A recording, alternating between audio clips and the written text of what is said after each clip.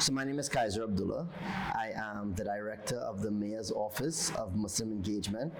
I started in this office in March 2024. Mayor Sherelle L. Parker, the first woman mayor in the city of Philadelphia, Philadelphia's 100th mayor, she established this office as the first of its kind in the city of Philadelphia. And the goal of this office is to help bring the resources of the city of Philadelphia to the Muslim community. To all residents, my job is to make sure that the Muslim community is not unintentionally excluded from receiving those resources, right? So with that being said, the thing that drew me to it, right, when I had this call, when I was invited to take up this role, prior to that, I'd been teaching at the university, Temple University, for about 20 years. I still teach part-time at the university, and I was and still am the faculty advisor for the Muslim Student Association. Yes, during that time, I was able to mentor students, teach students, so there's this direct engagement with students. But moving into this office, understanding that there are over 70 mosques or masjids in the city of Philadelphia, 200,000 Muslims at least in the city of Philadelphia, I'm now able to actually have a direct impact on the lives of Muslims in the city of Philadelphia in a big way.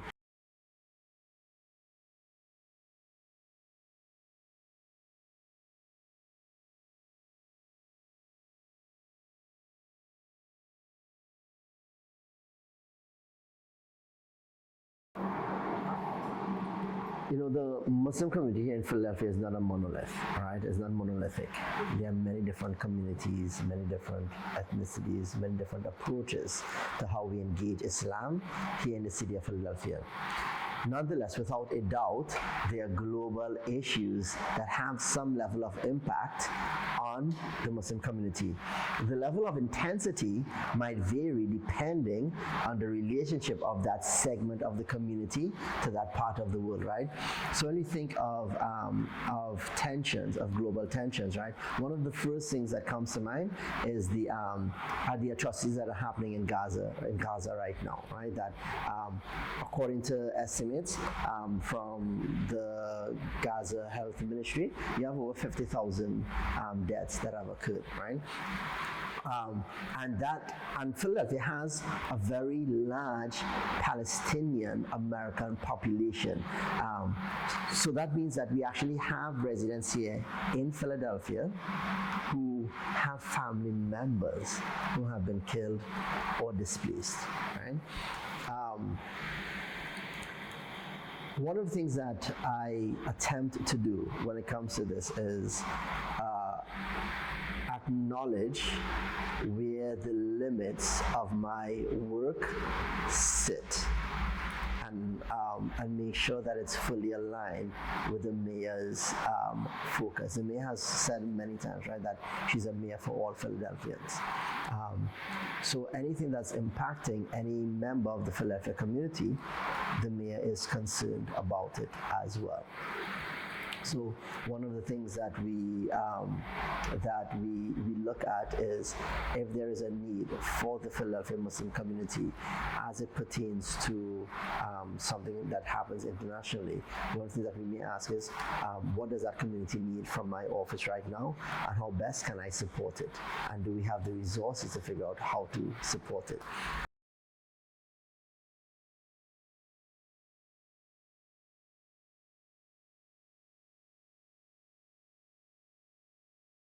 So since the inception of the office in 2024 and my appointment, I've really tried to set this up in a very strategic way. My first year was really focused on reaching out to the community. So as I mentioned, 200,000 Muslims, 70 masajids. So in my first year, my goal was to visit all of the mosques, have a 1 to 2 hour interview with the leadership of the mosque, find out what their needs are, and then do a qualitative report on what the needs are, and then figure out how to best target it, right? Now, So the first part really was about making sure that folks know the office exists, because many people still don't know that this office exists. So the first one was really about communication and outreach, right? Getting the information, figuring out what's there. However, while that is happening, I think in my mind, trying to think of it very logically, right? Figure out what's needed and then go do the work. That's not how it happens, right? So as I'm reaching out and meeting the community, I'm also getting ideas as to what they need, or getting information as to what they need, and addressing problems as they come up, or addressing issues as they come up. So one example is that in August 2024, I applied for a grant from the Cities for Better Health, or what was then the Cities for Better Health, and they wanted to focus on chronic illnesses and chronic illness awareness in faith communities. They reached out to me to target the Philadelphia Muslim community, and I submitted a proposal that had three stages to it. The first one was education and information around health. The second one is physical movement and nutrition, and the third one is this citywide health fair. In August, we're actually going to move to phase 2, which for each we are going for the movement activity piece. We're going to have 3 different weekends, and in a matter of cultural sensitivity, especially when it comes to physical activity, we're going to have the men identified in one group, the women identified in another group, but they're going to be led by small business owners in the city of Philadelphia, contracted to do this work, and they're going to take them on things that promote movement, whether it be hikes, walks, boxing, yoga, anything that promotes physical activity, because that's a significant way to manage or mitigate some of the issues that come out of in the chronic health space, in the chronic illness space, So one of the other things that we do is partnering with the Day of Dignity when I talk about how do we engage a community, right? So just to give some context, that's the Day of Dignity.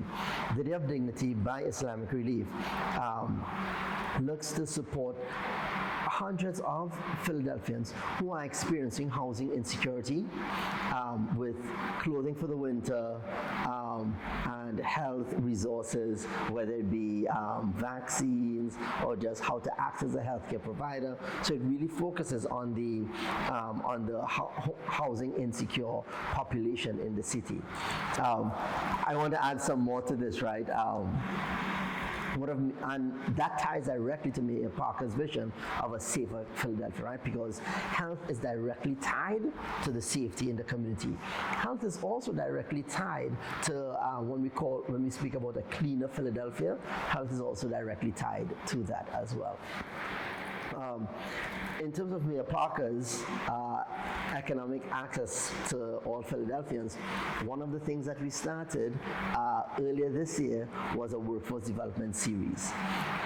What we do is we partner with the different trade unions, whether it be the Carpenters Union, the Sheet Metal Workers Union, the Laborers District Council, and we actually bring them in the vicinity of the mosque, but it's open to the entire community. So we have them table the resources there, and that means people in the community, not just the Muslims, right? Anyone in the community can come and sign up for one of the apprenticeship programs. The last thing I'll say on this in terms of engagement, right? We do a lot of requests for support. My office is one of the few offices right now in the constituency engagement team that does direct service support. And when I say that, I mean we help organizations get their events done and stuff like that. But for example, a community may reach out and they may say they're having a conflict inside of the masjid, or they're having a conflict with neighbors.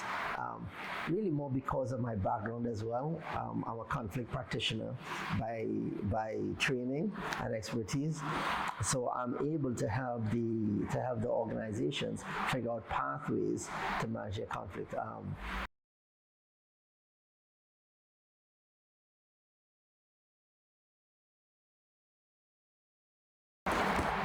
So in terms of how the Mayor's Office of Muslim Engagement is working with you to engage them civically, to really amp up the civic engagement and to have them understand how city functions and how they can get involved.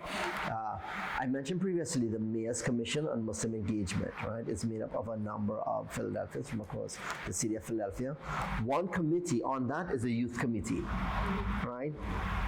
Now, this youth committee is really about exactly that, right? How do we want to engage the youth, and how do we have them become more aware of the things that are needed in the city of Philadelphia and how they can play a role. So one thing that's coming up on May 29th, if I'm not mistaken, is Muslim City Hall Day or something like that, which the Mayor's Office of Muslim Engagement is partnering with Engage, which is I think a C4 organization that looks at civic engagement, and CARE, the Council on American Islamic Relations, the Philadelphia chapter, to bring Muslim youth, so they're tackling Muslim high schools and Muslim middle schools, to bring them to City Hall for a day where they meet City Council and they meet members of the mayor's team and stuff like that, or anyone else who's working in government, right? So this is to bring awareness to what government looks like, to understand how policies get made, and their role in shaping the lives that they live in the city of Philadelphia, right? Because this is where it happens. It happens right in City Hall.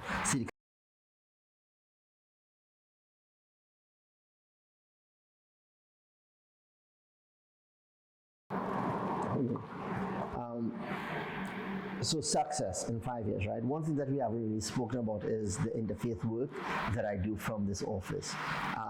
In this office, I meet almost monthly with a number of senior Jewish leaders in the city of Philadelphia, where we discuss how do we navigate challenges in our community, right? So I've been doing this since, like, for the past year and a half, since I've been in this position, right?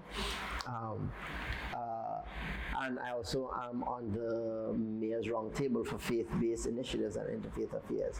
So interfaith work is something that I'm always engaged in, because of course that's what I came from too, right?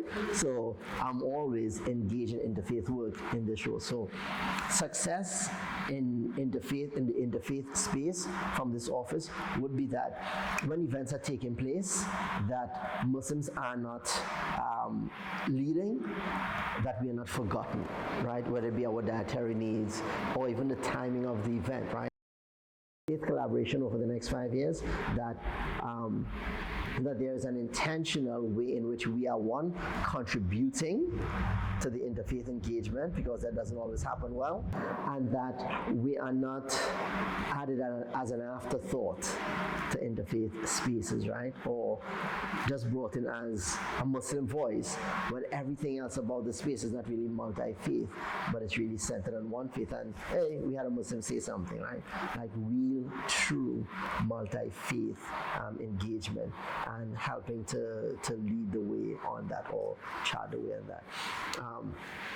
General for this office, success in terms of civic engagement for this office, that one, that the Philadelphia community knows that there's a lot of effort that has been put into this office to ensure that resources reach the community, right? That's one, that there's knowledge and awareness out there of the office and of the programs initiated by Mayor Parker to help all residents in the city of Philadelphia. So whether it be the housing program, the changes to the business taxes and stuff like that, or the different services, whatever it is, right? That this office is instrumental in getting the information out there to the entire community, not just the Muslim community, but the entire Philadelphia community about all of these programs, so that people can access them, right? That's what success would look like, that information is there. Success will also be that folks feel comfortable reaching out to city government, whether it be through this office or through the different office, for the support and the resources that they need, and that they start trusting government a bit more, right? That government will do what it says it is going to do. And I think another piece of success for me would be that when we look back, we see that the level of engagement from Muslims in the city of Philadelphia has increased significantly. Like, they are voting more. right? That whoever they vote for, but they're coming out to the polls more, right? That if there's a civic action in the city of Philadelphia, whether it be the mayor or someone else calls it, that they're out there more engaging and saying, you know what, no, we are doing this because we know we need to do this, right? There are individual Muslims who do it, but really more in mass, a greater degree of participation in the civic process.